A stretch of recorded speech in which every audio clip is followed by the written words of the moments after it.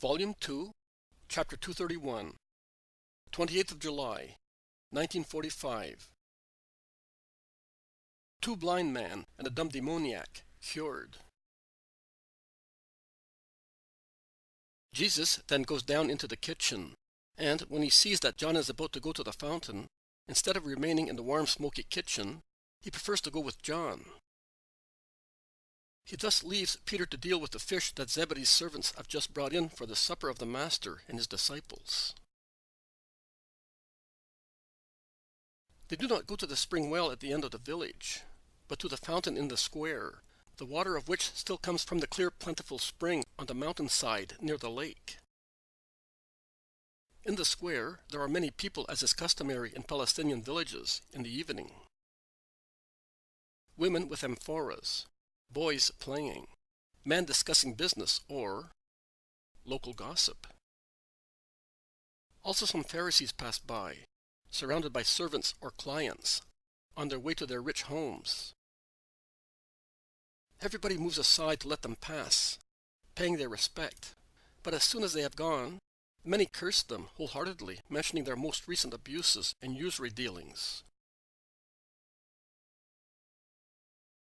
Matthew is haranguing his old friends in a corner of the square, and that causes the Pharisee Uriah to remark scornfully in a loud voice, "The famous conversions."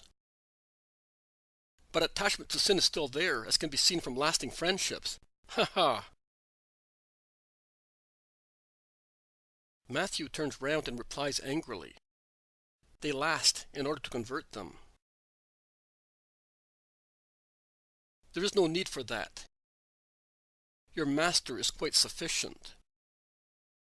You had better stay away, lest you might be taken ill again, presuming that you have really been cured. Matthew becomes purple in the effort to control himself, and not to give him a piece of his mind, and he simply replies, "Do not be afraid, and have no hope." What? Don't be afraid that I may become once again Levi the publican, and have no hope that I may imitate you in order to lose these souls. I leave to you and to your friends to keep contemptuously aloof from other people. I imitate my Master, and I approach sinners to lead them to grace. Uriah would like to retort, but another Pharisee, old Eli, arrives and says to him, "Do not contaminate your purity and your tongue, my friend. Come with me," and walking arm in arm with him, he takes him towards his house. In the meantime, the crowd, particularly children, have gathered round Jesus. Among the children, there are Toby and Joanna, the little brother and sister who one day, a long time ago, were quarreling over some figs.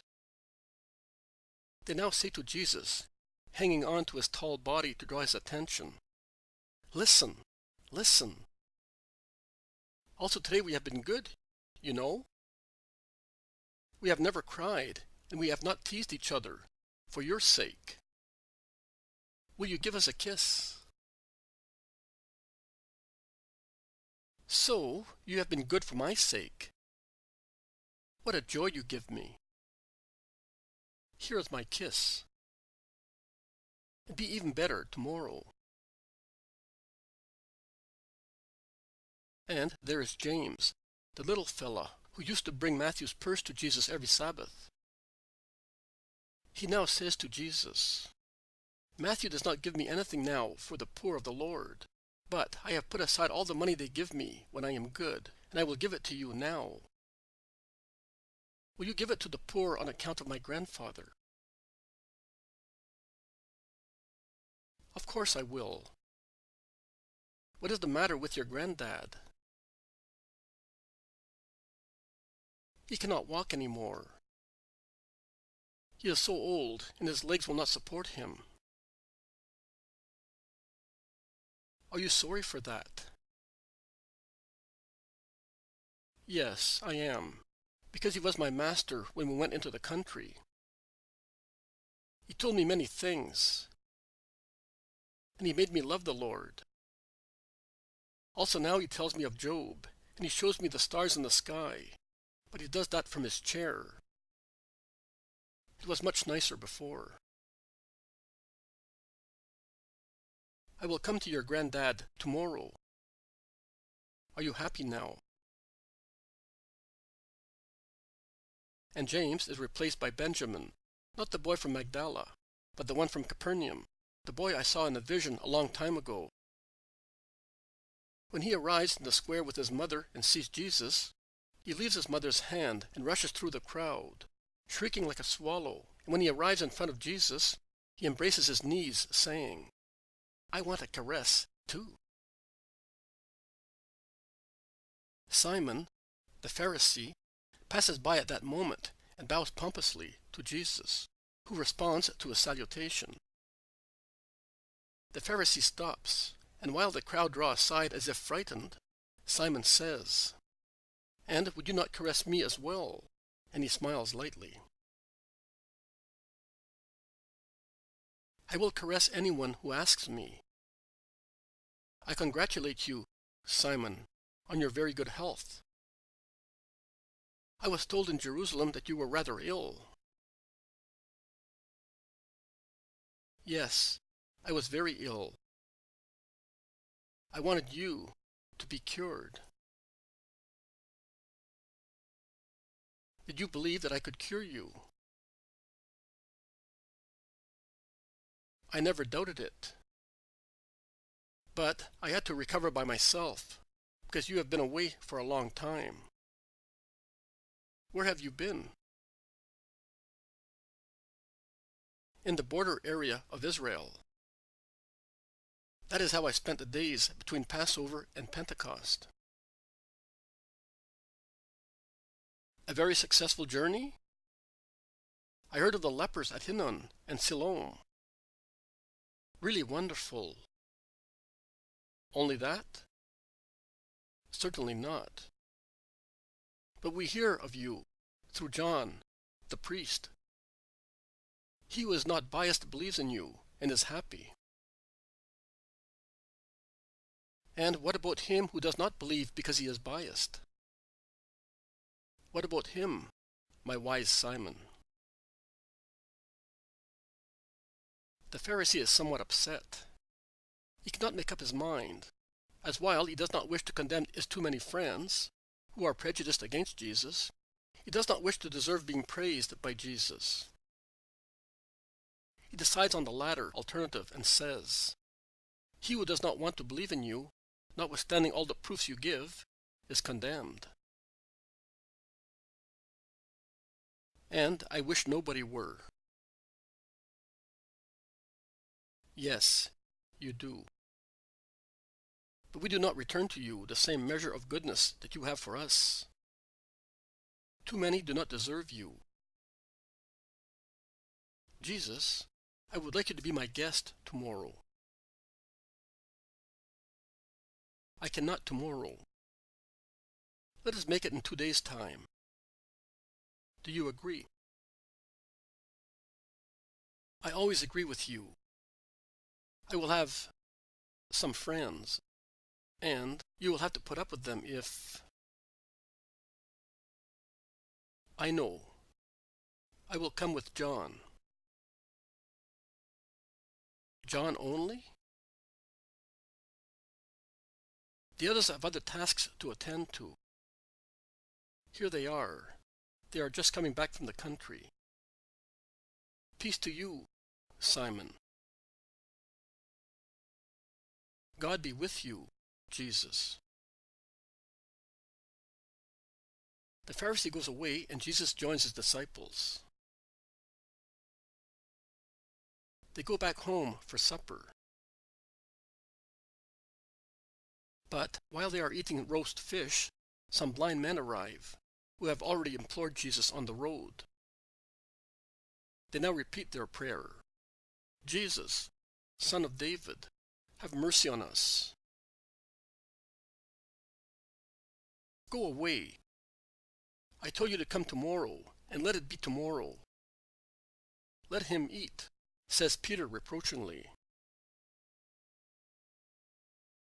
No, Simon, do not send them away. So much perseverance deserves a reward. You too, come forward. He then says to the blind man, who go in sounding the floor and walls with their sticks, do you believe that I can give your eyesight back to you? Oh, yes, Lord. We came because we are certain. Jesus gets up from the table, approaches them, lays his fingertips on the blind eyes, raises his head in praise. Let it be done to you according to your faith.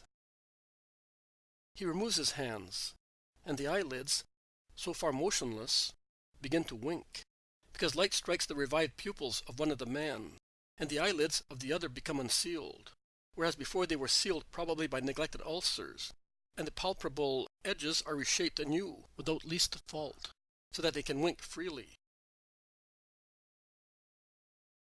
The two men fall on their knees.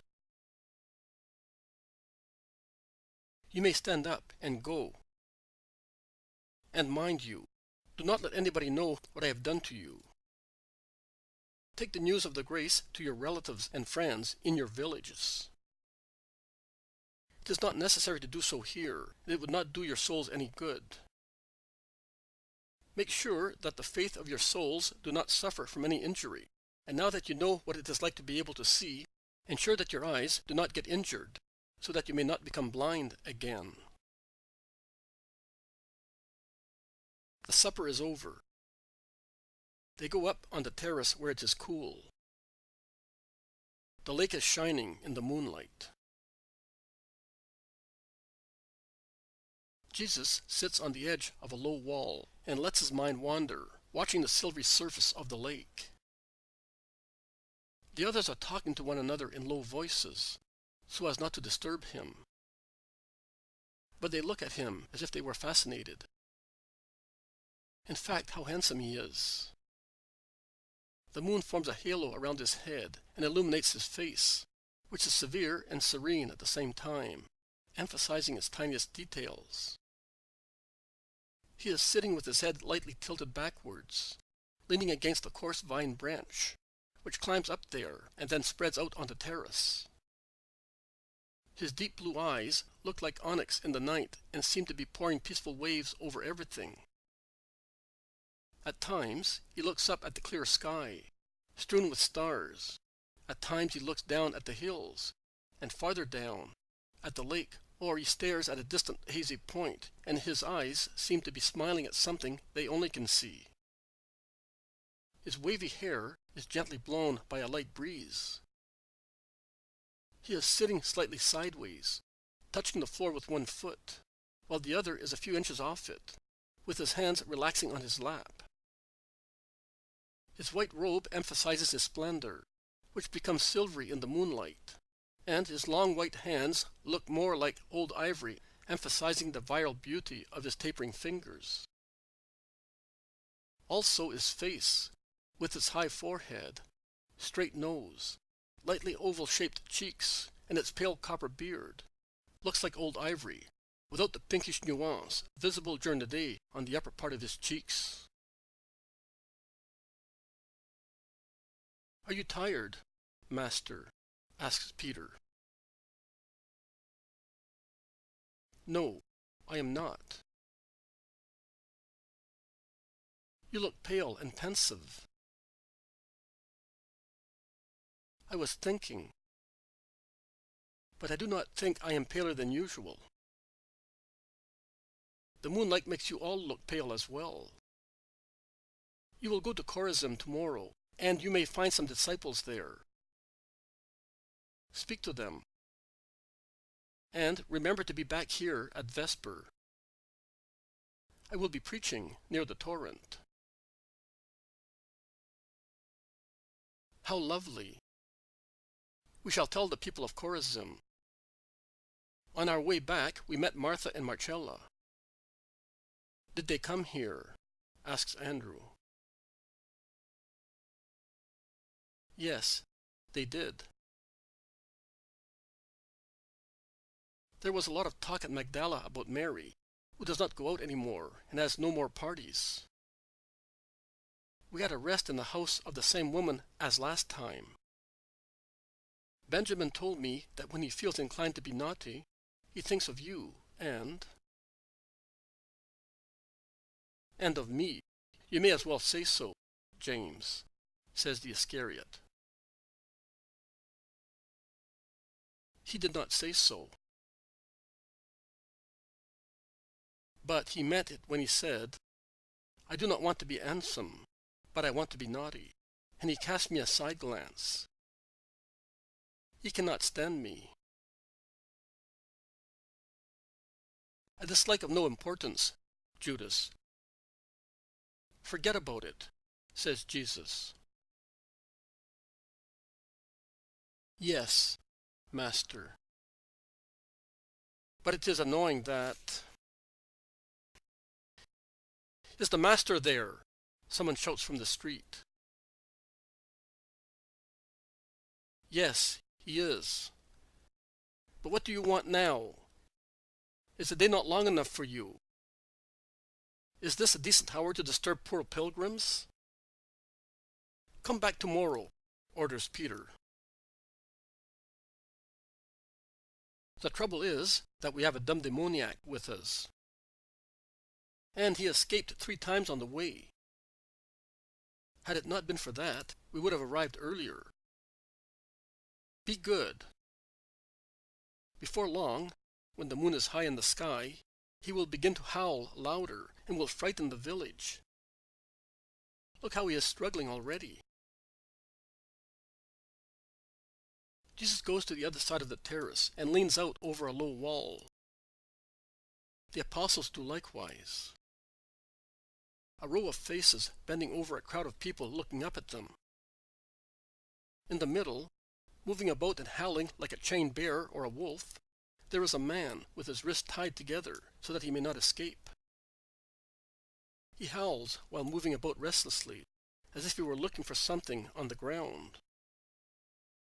When he looks up and meets Jesus' eyes, he utters a beastly cry, an inarticulate howl, and tries to run away. The crowds, almost all the adults of Capernaum are there, move aside, frightened. Come, for goodness sake, he is starting all over again. I am coming at once. And Jesus runs downstairs and goes in front of the poor wretch, who is more agitated than ever. Go out of him. I want it. The howling fades into one word. Peace. Yes, peace. Peace to you now that you are freed. The crowd shout for wonder, seeing the sudden change from fury to calm, from being possessed to freedom, from dumbness to speech. How did you know that I was here? At Nazareth, they said to us, he is at Capernaum. This was confirmed at Capernaum by 2 men, who said their eyes had been cured by you in this house. That is true. It is very true. They told us as well. Many shout. And they remark, such things have never been seen in Israel before. If he were not helped by Beelzebub, he would not do them, sneer the Pharisees of Capernaum. Simon, however, is not amongst them. Help or not help, I have been cured, and so were the blind man. You would not be able to do it, notwithstanding your great prayers, retorts the cured dumb demoniac, and he kisses Jesus' robe. The Master does not reply to the Pharisees. He simply dismisses the crowd, saying, Peace be with you. And he asks the cured man and those who accompanied him to stay, and offers them hospitality in the room upstairs, so they may rest until the following morning. Jesus says, "You will put here the parable of the lost sheep, which you had on the 12th of August, 1944.